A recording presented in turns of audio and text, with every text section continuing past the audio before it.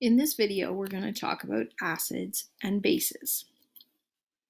So first, let's look at some of the properties of acids and bases. So the first property, taste, right? So acids taste sour, whereas bases are bitter. In terms of how they feel, an acid's going to burn your skin, whereas a base is going to feel slippery. Both acids and bases can conduct electricity. We'll talk a little bit more about that later. In terms of how they react with litmus paper, so an acid is going to turn blue litmus to red, and a base is going to turn red litmus blue. Right? So litmus is an indicator, and so it'll tell you whether something is acidic or basic. Acids also react with active metals to produce hydrogen gas, whereas bases don't react at all. Acids also react with carbonates and produce carbon dioxide gas, whereas bases do not. So those are some of the distinguishing properties between acids and bases. But what actually makes something an acid or base? What is the chemical basis for it? So there are a few different theories, and we're going to focus on the earliest one, which is the Arrhenius theory. And if you continue your studies in chemistry, you'll learn about the other theories that came after the Arrhenius theory. So the Arrhenius theory states that acids produce hydrogen ions in solution, and that bases produce hydroxide ions, which is OH-, in solution. So an acid, for example, hydrochloric acid, when it's in an aqueous solution, it breaks apart into hydrogen ions and chloride ions. And an example of a base, sodium hydroxide in solution, breaks apart into sodium ions and hydroxide ions.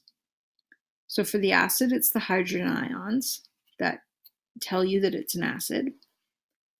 And for the bases, it's the hydroxide ions that indicate that it's a base. So acids can be classified as either strong acids or weak acids. So the strong acids include hydrochloric, hydrobromic, hydroiodic, nitric acid, sulfuric acid, and perchloric acid. And you don't need to memorize these, but those are the strong acids. So what makes an acid strong versus weak? So as we just mentioned, according to the Arrhenius theory, acids dissociate in water to produce hydrogen ions and anions. So if the acid dissociates completely into ions, it's called a strong acid. So every single acid molecule has broken apart or ionized into hydrogen ions and anions. That's a strong acid. So with those examples, all of the molecules of those acids, so for example, hydrochloric acid, all of the HCl's dissociate into H plus and Cl minus. There's no HCl's left attached in the solution. So because all of the molecules dissociate, if you know the concentration of the acid, it is stoichiometrically equal to the concentration of the hydrogen ions in a solution. So for example, if you have a 1 mole per liter solution of hydrogen chloride, hydrochloric acid, you would know that you would have 1 mole per liter of hydrogen ions. And you would also have 1 mole per liter of chloride ions because they completely dissociate. A weak acid is an acid that dissociates only slightly in water. But most of the acid molecules remain intact. Only a small percentage of them actually create the hydrogen ions and the anion. So what this means is that the concentration of hydrogen ions in a solution of a weak acid is always less than the concentration of the acid itself. So if we look at an example, so acetic acid, which is the acid in vinegar, is a weak acid. And when it's dissolved in water, only about 1% of the acetic acid molecules dissociate at any given moment in a 0.1 mole per liter solution. So here's our dissociation equation. Right? And you'll see there's that double arrow because this can go either direction.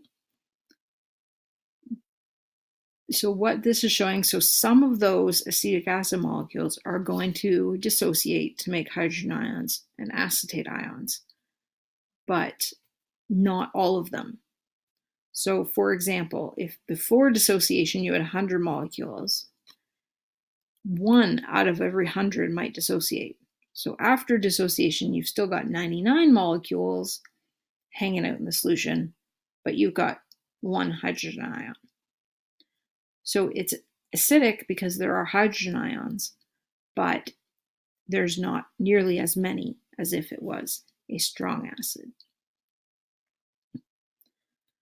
And the way this was kind of determined that this happened was through electrical conductivity.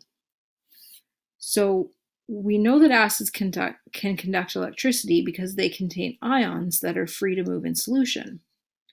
But it was noted that strong acids are much better conductors of electricity than weak acids of the same concentration. And this is because in the strong acid, all of the molecules become ions. So there's more ions to be able to conduct the electricity. In the weak acid, there's not quite so many of them, so it doesn't do as good a job at conducting electricity.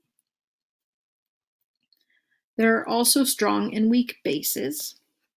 So here are some of the common strong bases, and you can recognize them by that OH.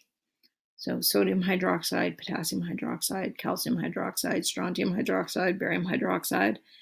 And you don't need to memorize those either, but those are the strong bases. And so just like with strong acids, a strong base is one that dissociates completely into ions in water. So sodium hydroxide, all of the sodium hydroxide compounds break apart into sodium ions and hydroxide ions. So again, because they're all dissociating, the concentration of hydroxide ions in the solution is stoichiometrically equal to the concentration of the dissolved base. So if you were to make a 0.5 mole per liter solution of sodium hydroxide, you would also have 0.5 moles per liter of hydroxide ions. Similarly to acids, a weak base is a base that dissociates only slightly in water. So most of the base molecules remain intact. So this means the concentration of hydroxide ions is going to be less than the concentration of the base. So weak bases don't have that OH, so they're a little harder to pick out. But one example is ammonia. So when ammonia goes in water, there's a reaction with the water, and that's how the hydroxide ions are created. But not every ammonia is going to lead to the creation of a hydroxide ion. So if you had a 0.5 mole per liter solution of ammonia, your hydroxide ion concentration would be less than 0.5 moles per liter. So another way that you can talk about acids and characterize them is saying they're concentrated and dilute. And those terms are often confused with strong and weak. So they mean different things. Right? Strong and weak are referring to the extent of dissociation of the particles in water, whereas concentrated and dilute is referring to the amount of solute in the solvent. So a concentrated solution has a high concentration of solute, and a dilute solution has a low concentration of solute. So you can have a concentrated solution of a weak acid, or you could have a dilute solution of a strong acid. So this image gives you an idea of what these things mean. So in the upper left, dilute solution of a strong acid. So a strong acid, the H pluses and the A minuses, so that just represents the anions, have all separated. There's no HAs floating around, but there's not very many of them. So it's dilute because there's not very many of them, and it's strong because all the H's and A's have separated. Whereas in the top right, it's still dilute. There's not very many of them, but there's some HAs that are still stuck together. So this is a dilute solution of a weak acid. Then in the bottom left, we have a concentrated solution. So there's lots of H's and A's in there. And it's a strong acid because all the H's and the A's have separated from each other. Whereas if we have a weak acid, we still have some HAs that are stuck together, but it's a concentrated solution because there's lots of them in there. Okay, so that's the difference in those terms, and that's an important thing to remember. So that was a general introduction to acids and bases.